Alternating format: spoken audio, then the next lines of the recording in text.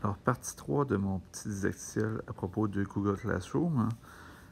Donc, pour l'application sur appareil mobile, c'est-à-dire iPad, iPhone, les appareils Android, l'application, lorsque vous l'ouvrez, va avoir l'air de ça. Donc, vous allez retrouver vos différents cours auxquels vous êtes abonné ou à laquelle vous avez créé pour vos élèves.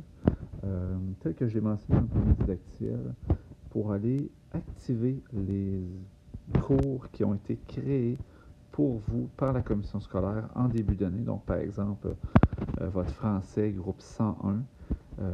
Donc, pour aller les activer, parce qu'ils sont déjà faits normalement tous avec vos élèves à l'intérieur, vous devez passer par la version ordinateur de Google Classroom ou demander au pire à un collègue de le faire pour vous sur son ordinateur à la maison pour pouvoir les activer.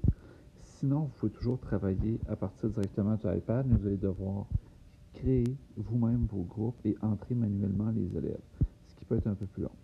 Si jamais vous êtes passé sur l'ordinateur, vous avez créé vos groupes, vous les avez activés, puis que vous arrivez sur la version mobile et que vous n'avez pas accès à vos groupes, c'est-à-dire qu'ils n'apparaissent pas, la façon d'actualiser l'application, c'est tout simplement de prendre un doigt et de glisser vers le bas rapidement pour créer une mise à jour de l'application, ce qui est assez commun sur la plupart des applications là, sur iOS et Android. On va passer rapidement sur les menus. Donc, les menus pour avoir accès à vos différents groupes et naviguer, ainsi que vos paramètres vont être à gauche. J'ai cliqué ici sur les trois petits points.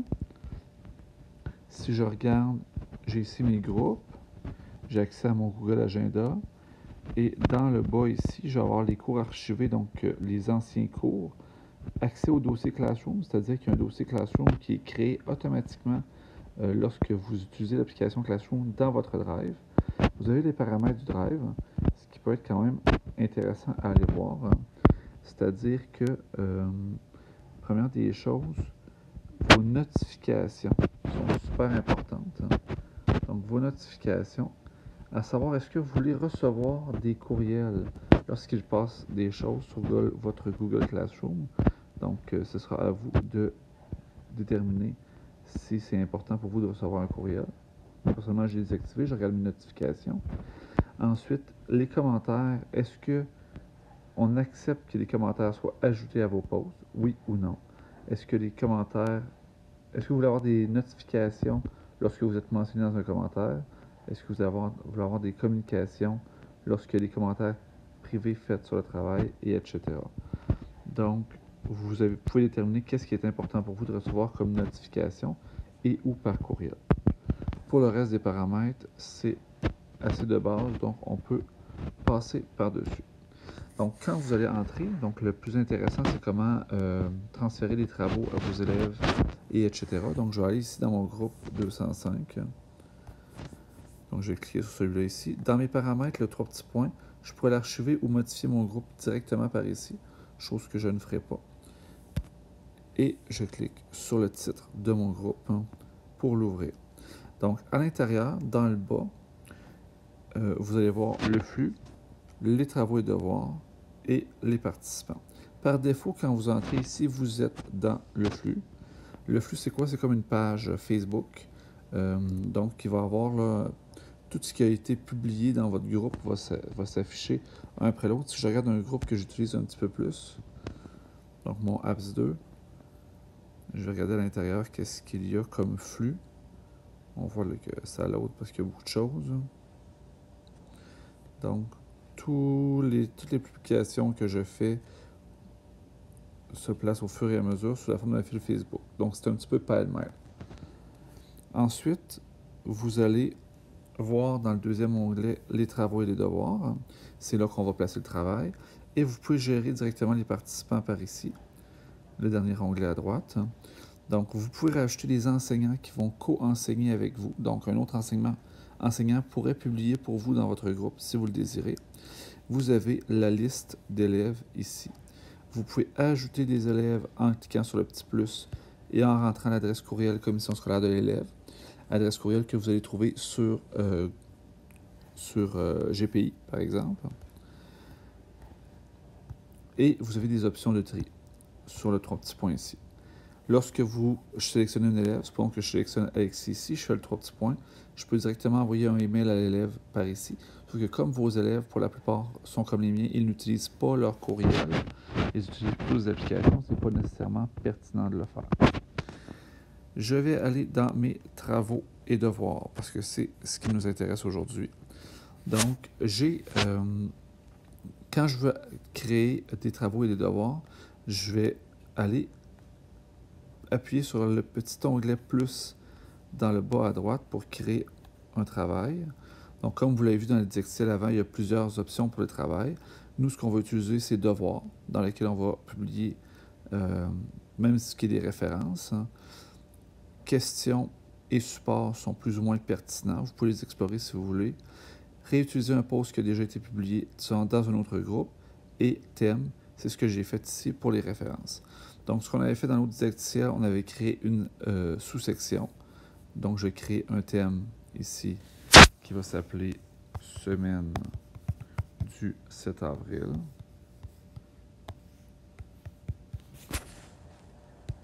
Donc, je vais me créer mon thème. Mon thème, si je le sélectionne en maintenant mon doigt dessus, je peux le déplacer en haut ou en bas de mes références. Donc, je peux les inverser. Et je vais aller créer un devoir. Je vais lui donner un titre, par exemple, révision. Je vais directement à l'intérieur déterminer quelle est la note. Si je clique dessus et que ce n'est pas noté, j'ai simplement à cliquer sur pas de note et j'enregistre ma valeur. Je peux mettre une date limite, je peux mettre un thème. Je peux aller chercher une pièce jointe ici par le petit trombone en haut à droite. Ça peut être sur mon drive, ça peut être directement sur mon appareil, ça peut être une photo. Donc ici, je vais aller chercher un fichier sur mon drive. Je vais aller chercher un document de révision. J'ai fait un beau petit dossier COVID.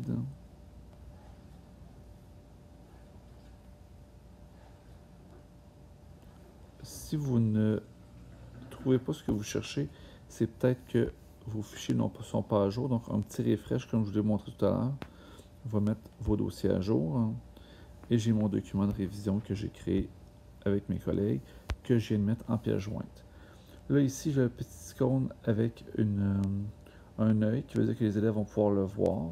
Si je clique sur cette icône, je peux changer la confidentialité. Est-ce que c'est consultable? Est-ce que c'est modifiable? Donc, toujours là, les élèves écrivent tous sur le même fichier.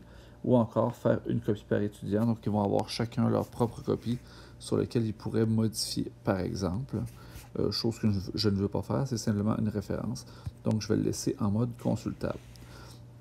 Lorsque je suis prêt, je peux l'envoyer directement avec le petit avion en papier ici, ou je peux faire les 3 petits points et le programmer pour une date ultérieure. Donc ici, dans le haut, on me dit que je vais le programmer pour vendredi le 3 avril à 8 h. Donc ça me semble bien. Et une fois que c'est prêt, je vais cliquer sur programmer.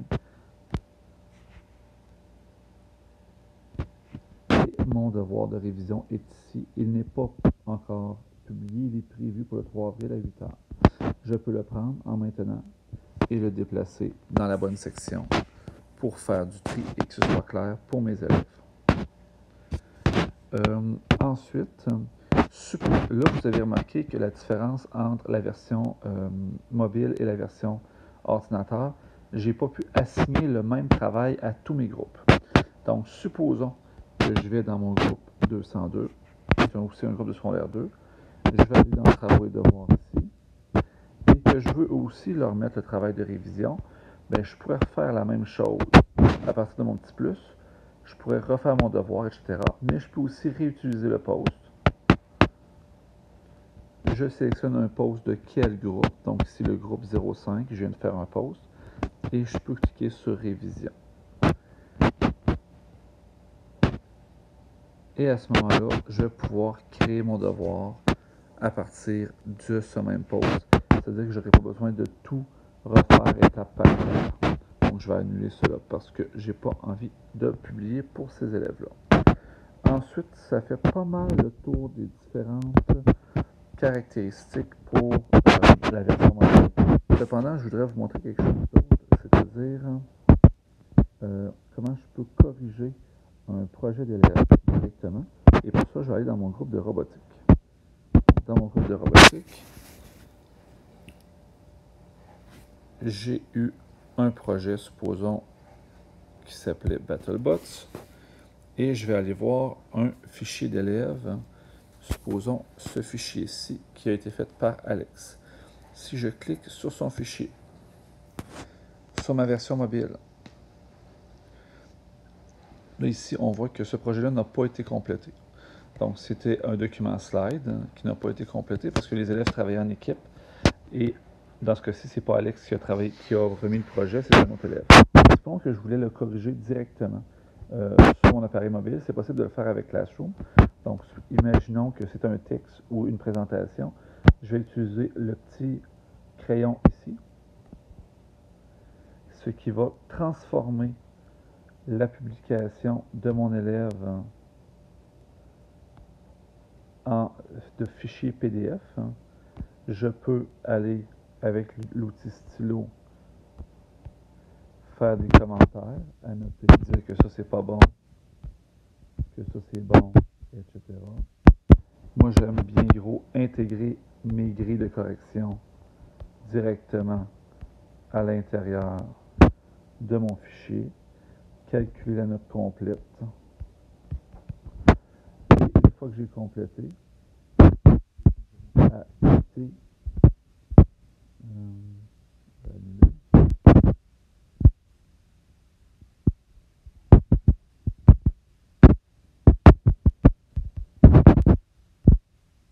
les éléments enregistrés ici en haut à droite. Et il y a une version PDF du fichier qui s'est créé et il a je peux aller le noter, par exemple, donc, et j'enregistre la note.